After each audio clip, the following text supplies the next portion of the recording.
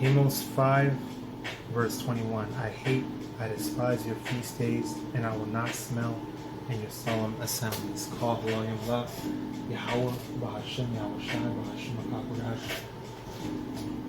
Double honors unto the apostles and elders of great millstone that rule well and teach well, orderly and fervently to the Spirit, to the Akim, my fellow laborers, risking their lives and freedom to push His word out in truth and sincerity, to the Akim, YAHAWAH, listening and learning, being doers of the word and abiding in the faith, and to the speckled birds scattered abroad that look like the other nations but are truly Yasharallah to the Spirit, Shalom of Barakatam. Alright, this is your brother Ariel from the GMS Orlando camp, and I want to go into a quick lesson. Lord's will, this will be edifying, straight into the point, going into high holy days, okay, which are basically Israelite holidays. Alright, just so you understand it. Okay. Just yesterday was the 4th of July, which is a Babylonian holiday celebrating whatever the hell they're celebrating, of independence or something. But then I think they also have Independence Day as well. But that just shows you how much I care about Babylonian holidays, alright?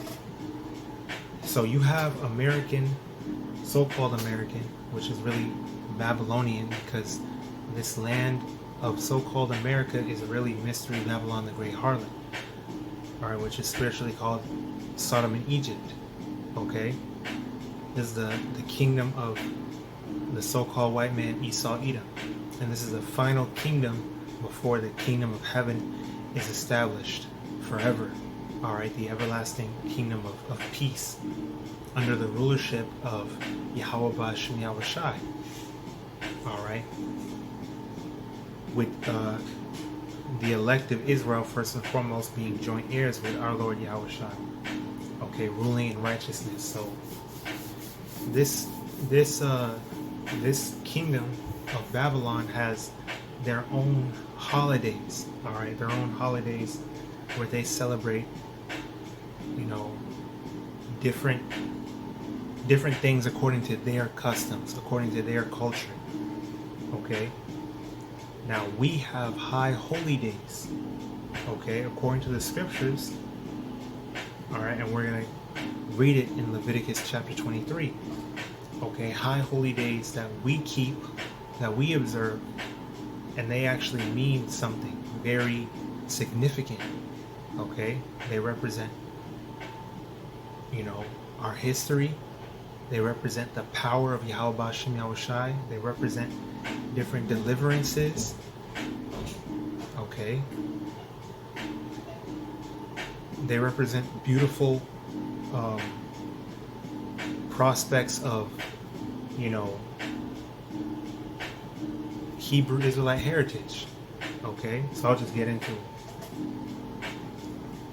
Okay, notice like how we read at first in Amos 5 verse 21, YAHAWAH and YAHAWASHI is saying, I despise your feast days. Okay, I will not smell in your solemn assemblies. Right, that's directed towards really our people. Okay, because our people were being wicked, right? They were going off, they were disobeying, you know. So the Lord is pretty much like, well, you know what? I'm not hearing your prayers. I'm not listening to you. You know, I'm not accepting none of them burnt offerings, none of that, because you're so damn filthy and wicked, and you're doing it insincerely, you know. And then now in this present time, our people are keeping these these holidays, these Babylonian holidays, which has nothing to do with YAHAWAH and YAHAWASHI.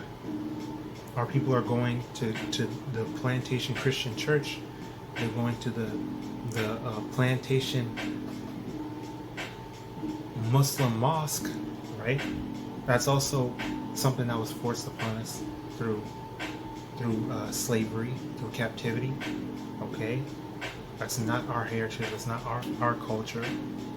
You know. And the Lord is not dealing with any of that. The Lord is not accepting any of that. He's not pleased with our people doing any of that. No matter how good our people view it. as. Okay? So if you went and you celebrated the 4th of July and you were shooting up them loud ass, bitch ass fireworks, alright, the Lord is gonna, He's not pleased with that. Alright? He's gonna deal with you because of that. Deal with you in a negative sense. Okay? He's gonna punish you for following the multitude to do evil. He's gonna punish you for following the heathen. Okay, and partaking in their wickedness, in their rituals, in their pagan bullshit, in their practices. Okay, you need to be keeping the high holy days that YAHAWASHI ordained for His people.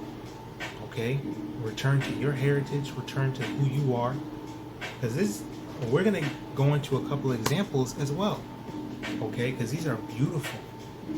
All right, they represent beautiful, life-changing things. Okay, so now I'm gonna read Leviticus 23, starting at verse 1.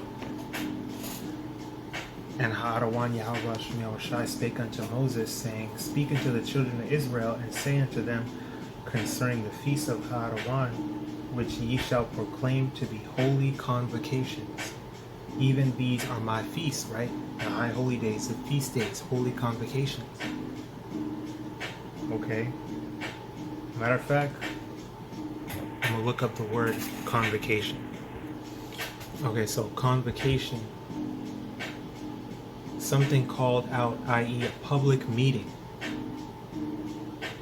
Okay? Assembly. Also a rehearsal, right? Judges 5 and 11, we're rehearsing the righteous acts. Alright?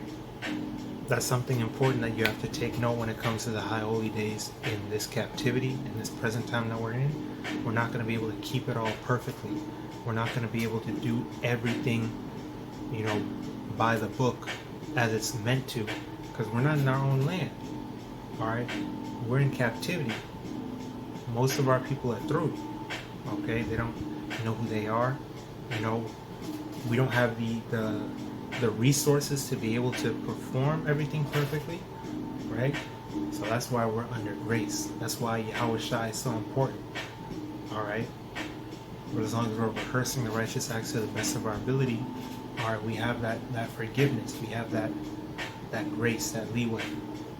Okay. So convocation, assembly, rehearsal,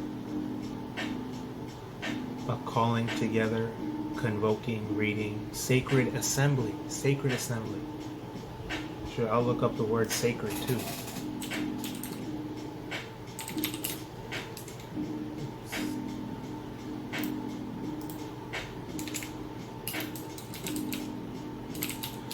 Sacred, dedicated to or set apart for the worship of a deity.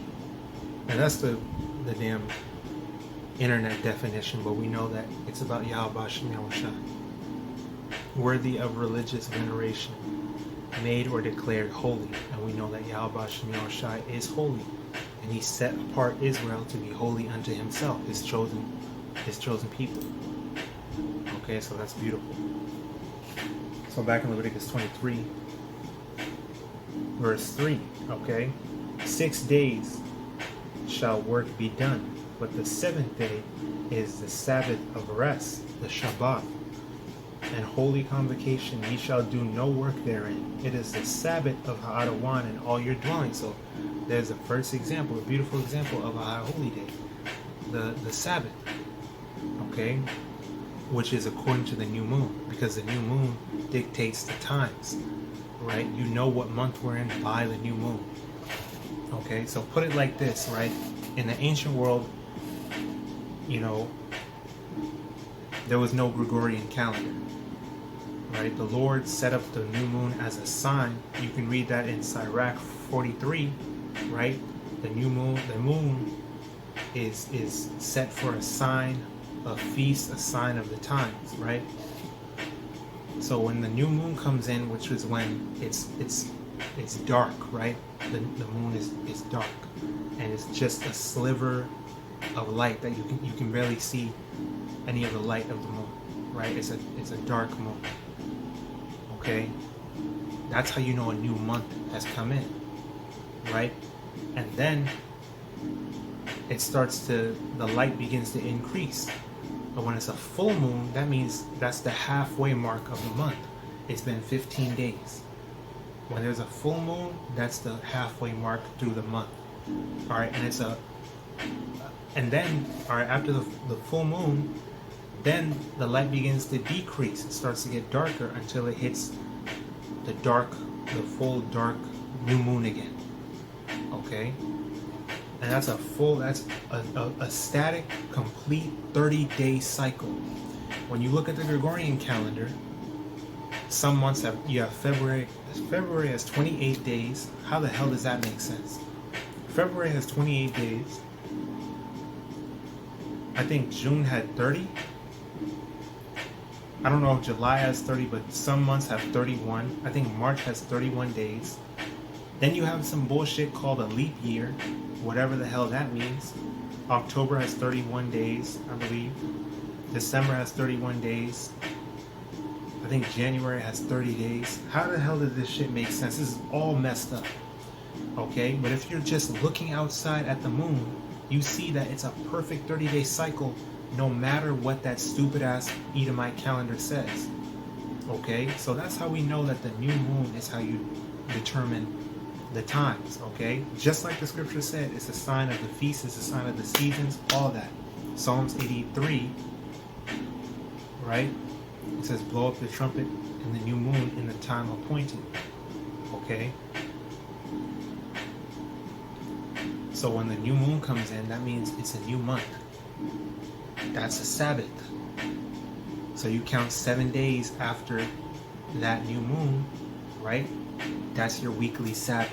That's how you determine when the Sabbath comes in. Not by Friday, Saturday. Okay? Because there ain't no Monday through Sunday. Okay, it was just days. Okay, so that's why you don't follow these heathens. Don't follow Esau Edom, because he breeds nothing but confusion and chaos. Okay, YAHAWASHI YAHAWASHI literally has everything set up perfectly. You don't need nothing else. Okay. So that's a high holy day. That's a holy convocation. That's one of the high holy days that we should be keeping, the feast days that we should be keeping, the Sabbath. Okay? According to the new moon. Alright? Alright, it is the Sabbath of HaAdawan, the Lord, in all your dwellings. These are the feasts of HaAdawan, even holy convocations, which ye shall proclaim in their seasons. Verse 5, in the 14th day of the first month at even, it is HaAdawan YAHAWASHI YAHAWASHI's Passover. So that's another high holy day, right? A very important high holy day, the Passover. Okay, because that was when we were delivered out of Egypt. Okay, and it also has it's also symbolic for you know, you also think about YAHAWASHI during the Passover.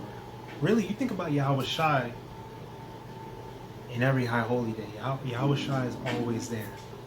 Okay, but especially this Passover, you think about how YAHAWASHI sacrificed himself so that we could be passed over in terms of YAHAWASHI YAHAWASHI's wrath. Okay, we have his blood sprinkled upon us, right? That mercy, because he was that ultimate sacrifice, right? Like how we sacrificed the lamb, right? YAHAWASHI was that perfect lamb without spot or blemish, so that we might obtain that grace and mercy, so that we can be reconciled unto our heritage, unto YAHAWASHI YAHAWASHI. Okay, that's why you have the lamb, the bitter herbs. It's not a lamb dinner. You're roasting it up, you're barbecuing all fancy, putting all the seasonings and everything. No, it's supposed to be bitter. That's why brothers eat horseradish and things like that. Okay, is bitter. And it's a very serious occasion. Alright? Because Yahawashi's death was bitter. You know? And we have to remember him. We have to remember what he went through. Okay? And it also reminds you of how we left Egypt. It said, eat it with your shoes on your feet, staff in your hand, ready, like you're ready to go as soon as you're done. But that's what we did. You know? That's how serious it was. That's how serious it is, even in this present time. And now we're rehearsing the righteous acts now. Okay? Holding out, we have that lively hope that any day now, the Lord, you know, can speed this up and get us up out of here. And we pray that he passes over us just like he did aforetime. Okay, so that the wrath of, you know, his indignation doesn't come upon us. Because it's going to come upon the majority of our people, the 2/3, and it's going to come upon all the world. You know? So let me continue. Verse 6, and on the 15th day of the same month, it is a feast of unleavened bread unto HALALYAM. 7 days you must eat unleavened bread. In the first day you shall have an holy convocation, you shall do no servile work therein. Alright, but you shall offer an offering made by fire unto HALALYAM 7 days. In the 7th day is an holy convocation, you shall do no servile work therein. So that was pretty much the point, right? But there's the unleavened bread as well. Getting all the leaven out of your household, not touching or consuming any leaven, right? Now that's also a symbolic spiritual thing. Like the scriptures say, a little leaven leaveneth the whole lump. Okay? You also have to spiritually get all the leaven out of your system, right? Purge yourself of all that leaven, that weight, the burdens, the doubt, you know, the hate, the wickedness, the ill will, the ill feelings, whatever. You know, brothers told us, like when the Passover came around last time, hey, make sure, you know, if you have anything you want to say to brothers, make sure you say that before Passover even starts. That's a part of the process of purging out the old leaven, you know? And we have to be Romans 12. Be transformed by the renewing of your mind. Okay? Putting off the old man every single day, mortifying the flesh and strengthening the spirit every single day. Is a constant process of being renewed, being transformed, and being made new. You know, being made more perfect. Okay, that's what the leaven goes into, eating unleavened bread. Okay, so let me get this in Exodus chapter 12 verse 23. All right, going into the Passover. For HALALYAM will pass, Exodus 12 and 23. For HALALYAM will pass through to smite the Egyptians. And when he seeth the blood upon the lintel and on the 2 side posts, right? Talking about your door, right? Salakia. He said to strike your door with the blood of the sacrifice, the lamb.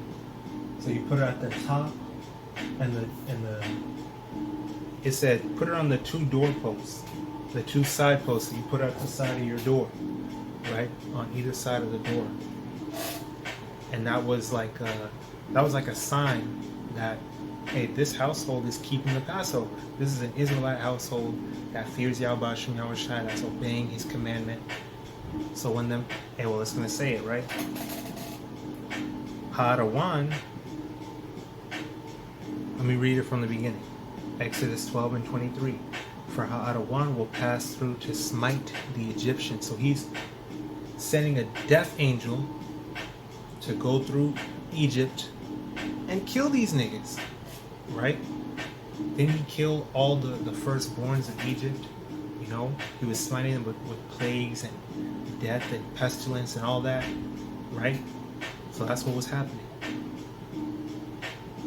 And when he seeth the blood upon the lintel and on the two side posts, HALALYAM will pass over the door and will not suffer the destroyer, the death angel, to come in unto your house to smite you, right? Because you obeyed YAHAWASHI.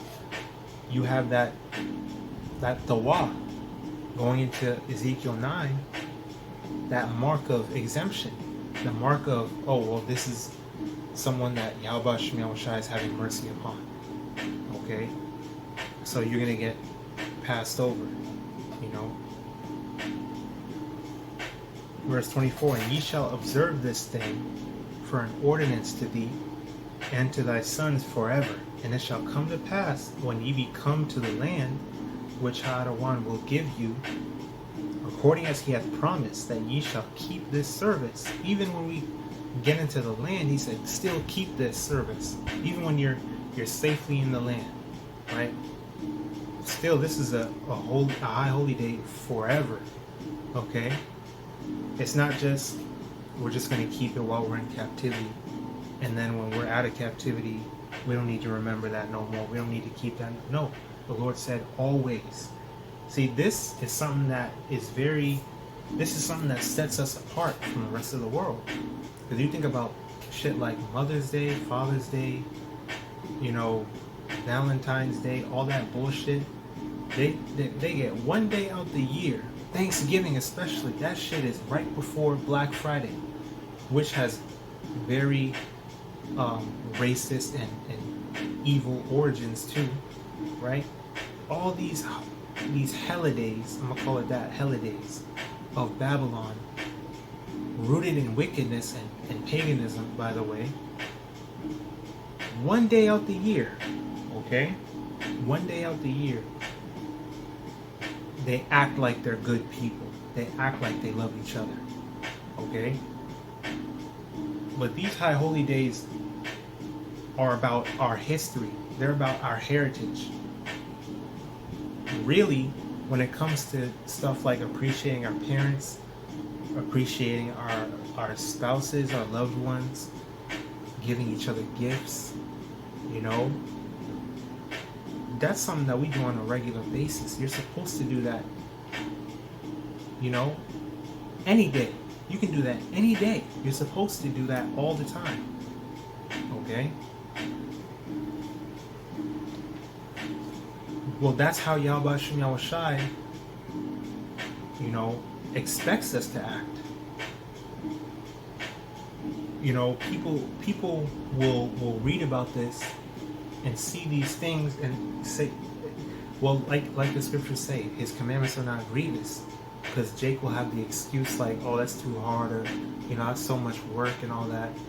But you don't mind doing all this stuff for Esau, right? You don't mind going out of your way to do all this other shit in Babylon. But when it comes to the Lord, it's too hard, you know? But that's exactly what's supposed to set us apart from everybody else, because this is how we are normally. It's just who we are. Normally. It don't have to be no special occasion. Okay? So back in Leviticus 12, verse 26. And it shall come to pass, when your children shall say unto you, what mean you by this service? You know, what is this? What are we doing this for? What does this mean? Okay? Verse 27, that ye shall say, it is the sacrifice of HALALYAM's Passover, who passed over the houses of the children of Israel in Egypt, when he smote the Egyptians and delivered our houses, and the people bowed the head and worshipped. Alright, and the children of Israel went away and did as HALALYAM had commanded Moses and Aaron, so did they. Right? And I also want to read in 2 Ezra 15, starting in verse 10. Behold, my people is led as a flock to the slaughter. I will not suffer them now to dwell in the land of Egypt, right? Hey, speaking about this present time. Speaking about this present time, because Babylon is spiritually called Sodom and Egypt, okay? This is the ancient Roman Empire regenerated, It's coming in the same spirit, the same wickedness, right? This is the worst kingdom that's ever been. The most wicked kingdom that's ever been. It's all the wickedness of all the heathen past kingdoms in one. Whose Babylon's sins have reached unto heaven, like the scriptures say, right? So this is everything, you know, there's nothing new under the sun. That which hath been, it is that which shall be. That which has been done is that which shall be done, like it says in Ecclesiastes. Okay? So I will not suffer them now to dwell in the land of Egypt. Okay? And how do we know it's talking about this present time now? Verse 11, but I will bring them with a mighty hand and a stretched out arm, and smite Egypt with plagues as before.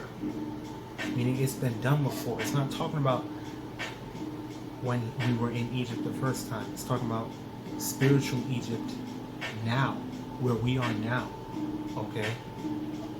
As before, and will destroy all the land thereof. Right? And the ones that are gonna, well, let me go up to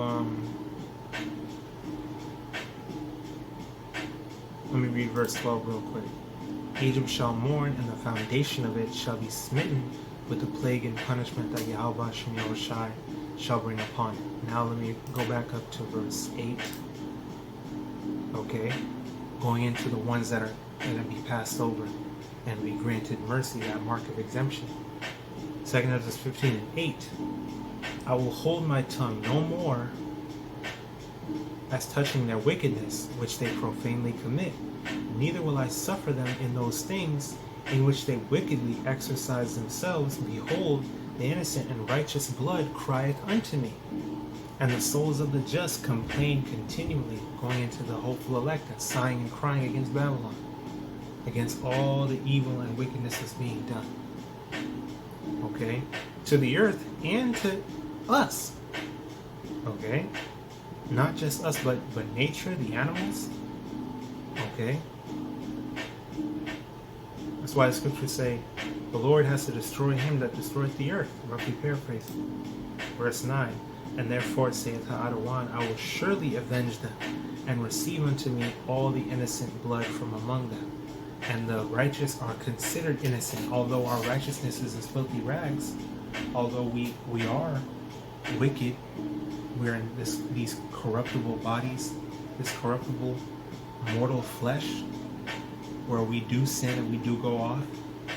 The beauty of YAHAWASHI's sacrifice and what grace has been afforded us by his ultimate sacrifice is that when it comes down to it, the elect appear blameless. Okay, and that's the power. That's why it's all about glorifying Yahweh and YAHAWASHI, because we don't deserve this. We don't deserve this, and yet he's still doing it. And yet he's told us, hey, don't be sitting around depressed. Rejoice. All right, I want you to do the work. I want you to have faith. I want you to obey. I want you to, to the best of your ability, rehearse the righteous acts. Have faith in Yahweh and YAHAWASHI. Okay? What more could you ask for?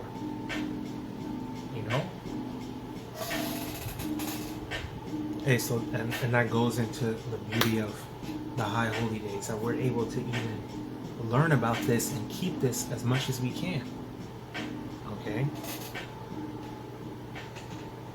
Another high holy day is what? The Day of Atonement. Okay? So back in Leviticus 23, verse 26, and HaAdawan spake unto Moses, saying, also on the 10th day of this 7th month, there shall be a day of atonement. Alright, let's get the meaning of the word atonement.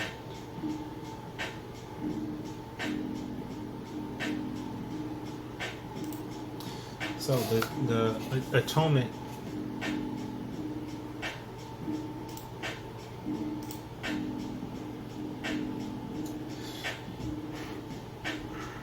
is Strong's H3725, expiation. So let's get the meaning of the word expiation. The act of expiating atonement I hate when they do that shit. Okay. Of making satisfaction or reparation for an offense.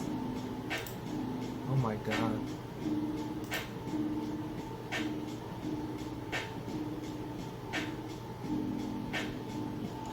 Reparation or atonement for crimes or sins is made. Esau Edom can't give a straight answer even in his goddamn dictionary, bro. Okay. Expiation. The act of showing that you are sorry for bad behavior by doing something or accepting punishment. Okay? So basically showing YAHAWASHI that we're sorry. You know, Salakia YAHAWASHI, forgive us. You know, I'm sorry. Showing him, right? The act of showing him that you are sorry, right? Either by doing something or accepting punishment. And really, it's both. So you go into the Day of Atonement, that's the act of asking for forgiveness. That's the act of saying you're sorry, right? Showing that you're sorry by doing what? Keeping this high holy day. And what does the Day of Atonement go into? It goes into fasting. It's a mandatory fast for all Israel. Okay? And then accepting punishment, right, goes into Micah, what, 7 and 9?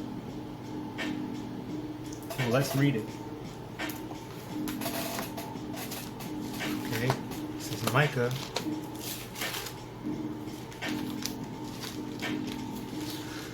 Micah chapter 7.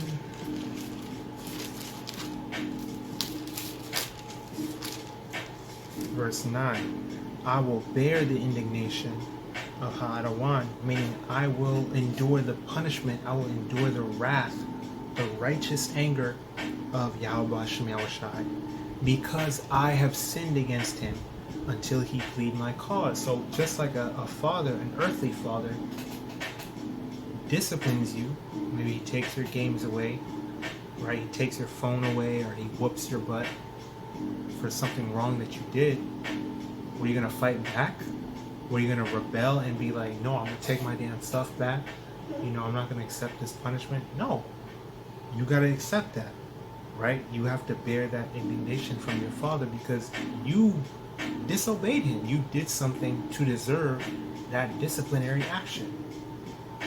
Okay? So how much more your heavenly Father, YAHAWASHI, right? When he sees fit to punish you for a wrong well, look at Israel, right? Because we're being punished as a nation, right? You also get punished as an individual, but speaking to the nation right now, we're in captivity, we're in slavery, we're at the bottom of the bottom, okay? We're all downtrodden, we're all down bad, right? Even the ones that are reigning like kings without us, because they're not really kings, they're reigning like kings with all this fiat currency. They have the illusion of a lavish lifestyle, the illusion of being on top, when really they gotta obey Esau Edom. They have wealth in terms of fake currency, fiat currency, which is not real, just weights and balances, you know, gold and silver type shit. It's not real money. Okay? And what are they doing with that? They got a mansion. They eat whatever they want to, which is all abominable foods. They sleep with whoever they want to. You know? Everyone loves them and worships them and all that. In wickedness, not in righteousness. You know? So they're reigning like kings without us. Being that they're they're in captivity still, they're under their enemies, they still have to follow their, you know, criteria that they set forth for them in order to be celebrities, in order to be like kings, you know, and everything, you know, surrounding their whole lifestyle is all wickedness, being here in Babylon. So like the scriptures say, woe to them that are rich, for you have received your consolation. And when you go into consolation, that's something that you give to a loser to make them feel better. A consolation prize for those that have not gotten first place. You know? So as a nation, we're being punished, regardless of what your finances look like. Okay? As a nation, we're punished. We don't own no resources. We're under our enemies. We're eating abominable foods, wearing abominable clothes, even down to the clothes that we're wearing. It's sinful, it's wicked, you know? So we're fucked right now. So we have, well, the elect, right? Lord's will, we're part of that number. They are embodying Micah 7 and 9 right now. They understand, well, I want to get out of this situation the right way. The permanent, spiritual, you know, complete way. The only way that is through YAHAWASHI and YAHAWASHI. So right now we got to bear this punishment. We have to deal with the consequences of our actions. But hey, YAHAWASHI and YAHAWASHI gonna get us out of this. Alright? So Micah 7 and 9, I will bear the indignation of HALALYAM because I have sinned against him until he plead my cause and execute judgment for me. He will bring me forth to the light, and I shall behold his righteousness. Okay? So not only are we doing stuff to show that we're sorry, but we're also accepting punishment. Alright? Because we know that it's just. So that's the Day of Atonement. And in the Day of Atonement, what do? You fast. When it says, ye shall afflict your souls, that's going into fasting, which means abstaining from all foods. No food and drinks for a full 24 hours. Okay? Don't be doing nothing, trying to enjoy yourself. No, keep it a purely spiritual day. Alright? No eating, no drinking, don't taste nothing. Brothers say don't even brush your teeth. Okay? No tasting anything for a full 24 hours from evening to evening. Okay? When you fast, it has to be complete dry fast, like they say. As much as you are able, as much as you are, as long as you are able-bodied. Okay? Again, we're under grace, so if you're an elderly or you have a condition where you can't do that, okay, try your best, but YAHAWASHI and YAHAWASHI understands. Obviously, he knows you better than you know yourself. Alright, so as much as lieth in you, rehearse the righteous acts, but, don't kill yourself trying to do it. Don't be over righteous. But that's what it is. It's a dry fast. And you can go 24 hours without stuff. Like, you can do it. It's one day out of the year. It's not Ramadan where you're fasting 30 goddamn days. Right? Just to try to look like you're righteous. No. Alright, it's one day, the Day of Atonement, that YAHAWASHI and YAHAWASHI requires of us. You can do that full 24 hours. He's going to put the Spirit on you. Sincerely do it. You can do it. The Lord's going to put the Spirit on you to do it. Alright, as long as you're sincere, you're trying your best, you'll be able to do it. Alright? And we should be fasting on the regular anyway, at least once a week, once every 2 weeks, if you're just starting out, right? But we should ideally be at least once or twice a week. We have to be ready for the transitional period of not having all the foods that we want on demand. Right? Not having food readily available to us all the time like how we're used to it now here in Babylon. Because when all hell breaks loose and we have to be as pilgrims on the earth, we're not always going to have food and drinks. So we have to be used to not eating stuff or drinking stuff all the time, for the times that we're coming into. Jacob's trouble. It's going to be a famine out here, So that trains you as well. Okay, that gets you spiritually. That's a part of spiritual preparation. And fasting also is like I said, atonement, seeking forgiveness, right? You're willing to afflict your soul for mercy, right? For YAHAWASHI to recognize that you are really trying, that you really want to purge your body of its wickedness, of its lust, of the that old man.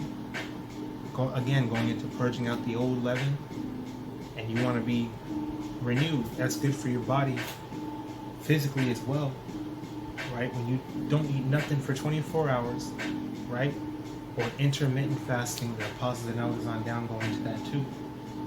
Give your body a period to reset, right?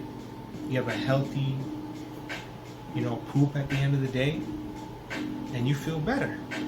Sometimes when you're struggling with diseases and things like that, hey, fast, that'll get rid of it too. Okay?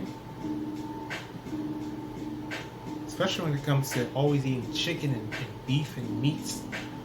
We shouldn't be eating meat this often anyway. Jake eats chicken every damn day. Fried chicken every day. We shouldn't even be doing, that's not even normal. You know? So fast, man. Fasting is good for you in general, right? But right here, the Day of Atonement is just one day every year, okay? This is Leviticus 16:29. And this, speaking about the Day of Atonement, shall be a statute forever unto you, that in the 7th month, on the 10th day of the month, ye shall afflict your souls, and do no work at all, whether it be one of your own country or a stranger that sojourneth among you. For you on that day shall the priest make an atonement for you, to cleanse you, that ye may be clean from all your sins before HaAdawan, YAHAWASHI. And it shall be a Sabbath of rest unto you, and ye shall afflict your souls by a statute forever. So the Lord's not even requiring you. He is telling you, don't even work on this day. So you don't got no excuse saying, oh, I'm too tired. No, you're not supposed to work or do anything like that while you're fasting, you know, as far as the Day of Atonement is concerned. So ain't no excuse really, you know, if you can, you know, of course, going into, some brothers can't get that day off. I think all high holy days are considered, you know, days of you know, rest. For the majority of them are considered Sabbaths. As far as for the ones that are multiple days, it's the first day and the last day, you know. So if you can get the day off, but again, you know, use wisdom. Okay, don't be over righteous. It's all through the Spirit. Okay, just do it to the best of your ability. So there's the Day of Atonement. Okay.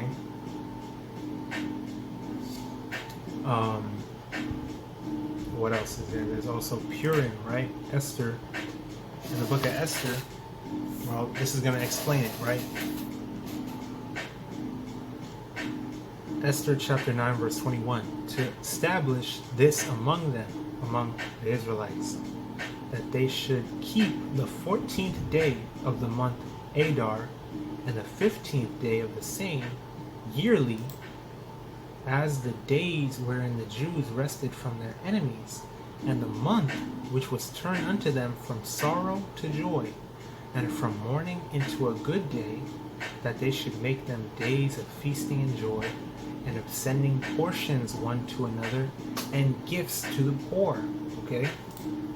And the Jews undertook to do as they had begun, and as Mordecai had written unto them, because Haman, the son of Hammedatha, the Agagite, the enemy of all the Jews, had devised against the Jews to destroy them, and had cast Pur, that is, the lot, to consume them and to destroy them. So this dude Haman, which was a servant of the king Ahasuerus, right, at the time,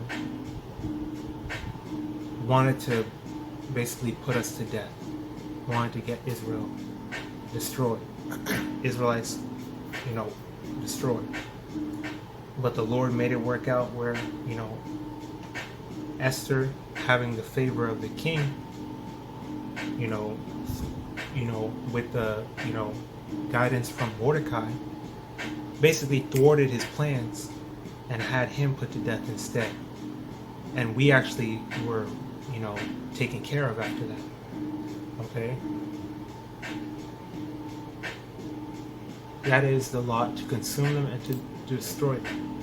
Verse 25, but when Esther came before the king, right, he commanded by letters that his wicked device, which he devised against the Jews, should return upon his own head, and that he and his sons should be hanged on the gallows.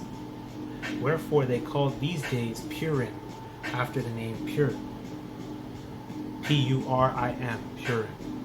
Therefore, for all the words of this letter, and of that which they had seen concerning this matter, and which had come unto them, the Jews ordained and took upon them, and upon their seed, and upon all such as joined themselves unto them, so as it should not fail, that they would keep these 2 days according to their writing, and according to their appointed time every year, and that these days should be remembered and kept throughout every generation, every family, every province, and every city, and that these days of Purim should not fail from among the Jews, nor the memorial of them perish from their seed.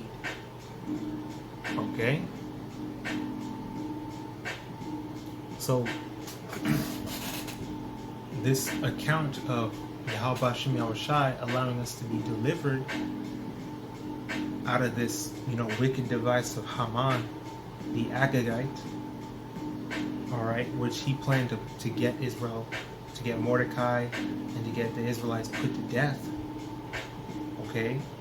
YAHAWASHI allowed us to flip the script on his ass and got him put to death. So Israel rejoiced, man. And they ordained, like, yo, this is going to be a day to remember. We're going to make this a memorial, you know, basically like a holy day for us to glorify YAHAWASHI and praise him, and always remember that he delivered us from this what's the word, impending destruction, all right, that was going to come upon us. But YAHAWASHI delivered us. Okay? What does Esau's damn holidays represent? Alright? Getting independence from Great Britain? Nigga, those are your people. You fought against your damn self. What is there to celebrate? You just had a civil war. Okay? 4th of July for what? Shooting fireworks, disturbing the peace for what? Okay? Jake plays loud music. He's rolling through the neighborhood playing loud music.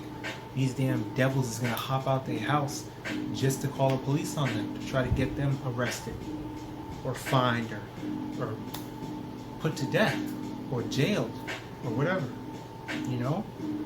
But you can shoot these goddamn fireworks when niggas got work tomorrow, school tomorrow. You're scaring all the dogs and cats, you know, ruining people's sleep, and this is allowed. And you got, but you know what? It's all through the Spirit, man. It just shows you the wickedness of Esau Edom. And guess what? YAHAWASHI has a lot of judgment going on these damn holidays. Okay? These fireworks going off on these people, making cars catch on fire, houses catch on fire. You got Memorial Day weekend and all this other shit where people do mass shootings and all that. Okay? Jake trying to barbecue and he starts a fire and burns himself or whatever. Judgment is going out. So it's all through the Spirit. But that just shows you the wickedness of this damn devil. Okay? Nothing that he does is rooted in righteousness. Nothing that he does is meaningful. Okay? And the last high holy day I want to go over. Alright? The last example is the Feast of Dedication. Alright, it's in the Apocrypha, First Maccabees chapter 4 and verse 52. Now on the 25th day of the 9th month, which is called the month Caslow, in the 148th year, they rose up betimes in the morning, and offered sacrifice unto the law upon the new altar of burnt offerings which they had made. Look at what time and what day the heathen had profaned it. Even in that was it dedicated with songs and citherns and harps and cymbals and musical instruments. So they're praising YAHAWASHI. That's what Jacob's always done. Then all the people fell upon their faces, worshiping and praising the power of heaven, who had given them good success. Right? They were able to, because these damn filthy ass Edomites, this was during the time of the Grecians, right? The Edomites that took over, ancient Greece, and they took over the whole known world at the time. And they sacked the temple and ruined it and all that. And the Maccabean revolt, took place, and we were able to clean up the temple and put it back in order, basically. Right, so they were rejoicing, they were praising YAHAWASHI that He allowed them to do that. Alright, so then all the people fell upon their faces, worshiping and praising the power of heaven, who had given them good success. And so they kept the dedication of the altar 8 days, and offered burnt offerings with gladness, and sacrificed the sacrifice of deliverance and praise. They decked also the forefront of the temple with crowns of gold, and with shields, and the gates and the chambers they renewed, and hanged doors upon them. Thus was there very great gladness among the people, for that the reproach of the heathen was put away. Moreover, Judas and his brethren, with the whole congregation of Israel, ordained that the days of the dedication of the altar should be kept in their season from year to year by the space of 8 days, from the 25th day of the month Caslow, with mirth and gladness. Alright, at that time also they builded up the Mount Zion with high walls and strong towers round about, lest the Gentiles should come and tread it down, as they had done before. And they set there a garrison to keep it, and fortified Bethsura to preserve it, that the people might have a defense against Idumea. Idumea, those are the filthy ass Edomites. Okay, so that's another example, right, of the beautiful history behind our high holy days. The reason why we were doing what we were doing, right? The deliverances that YAHAWASHI brought upon our people, right? And we were so thankful, so grateful. Like it said, they were like, hey, this is going to be a memorial. This is our Memorial Day, right? Purim, Feast of Dedication, right?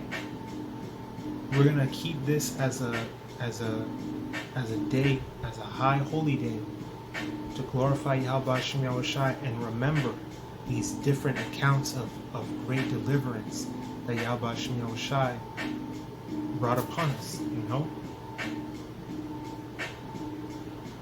Hey, so that was pretty much all I had to bring out, through the Spirit, showing you the beauty of our high holy days, right? Leviticus 23 and beyond, So don't be keeping none of these damn Edomite holidays, these holidays, Thanksgiving, Christmas. It's not Hamashiach's birthday, okay? YAHAWASHI was born in the springtime, and Christmas don't got nothing to do with YAHAWASHI. Alright? Nothing but lies, man. Valentine's Day, that's pagan orgy shit that they did in ancient Rome. Mother's Day and Father's Day, okay? Your birthday, we're not supposed to be doing none of that, okay? The only person you should be placing importance on, the only one you should be like praising and worshiping and having that high, esteem to dedicate a whole day to. Come on now, that's only for YAHAWASHI and YAHAWASHI. Okay? And appreciate and love each other, your brothers and sisters of Israel, your mother, your father, aunt, uncle, whoever, brother, sister, every day, man. Any day. You can do that any day. Okay? You can treat yourself any day. Now you're talking about birth week, my birthday weekend. What kind of shit is that? Okay? Just taking the self-worship to another level. That's literally what people are doing. And then you got the pagan custom of putting candles on a cake, making a wish. Okay?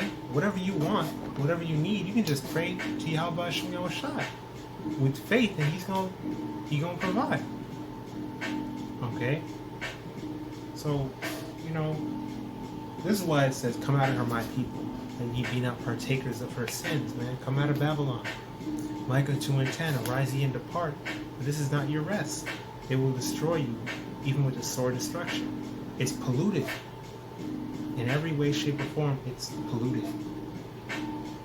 Alright, so we're being renewed through the Spirit of God, YAHAWASHI and YAHAWASHI, and rehearsing the righteous acts to the best of our ability. And we have a lively hope that we're going to receive that salvation. We're going to be able to keep all our high holy days and all the laws, statutes, and commandments perfectly. The Lord's will when we get into the kingdom. Okay? And we get the new bodies under the new covenant where the law is it's in us, in our inward parts. And this stony, rock hard heart is replaced with a heart of flesh. Okay? So, I pray the lesson was edifying, exhorting, and uplifting to the Spirit of God, YAHAWASHI and YAHAWASHI. For YAHAWAH, BAHASHAM, YAHAWASHI, YAHAWAH, QADASH, bestowed upon me to bring out this lesson and push forth this word. Keep pushing, keep praying, keep fasting, keep enduring, keep striving for the truth unto death. And YAHAWASHI and YAHAWASHI shall abide for thee, and keep abiding in the faith. ETA, Abad Babal, Kwam Yasharallah, stay strong, almost home. Shalom, Barakim, HALALYAM, and peace and blessings to the elect. YAHAWASHI and YAHAWASHI, representative may be a part of that number. Abadam, may the blessing of election be upon all your households. And blessings, honor, glory, and power be unto YAHAWAH, YAHAWASHI, from Yad, the live alumnium, always and forever. Shalom.